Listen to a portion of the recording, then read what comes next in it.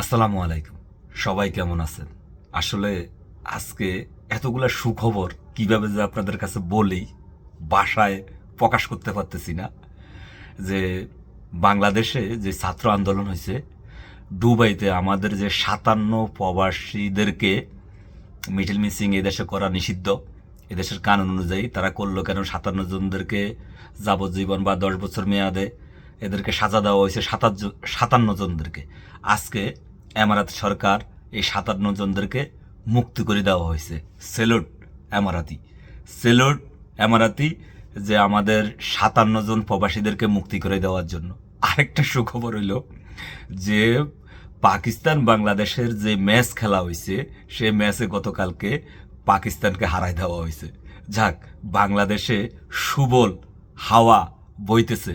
আমরা আল্লাহর কাছে দোয়া করি এইভাবে আমাদের বাংলাদেশটা সফলতা আসুক।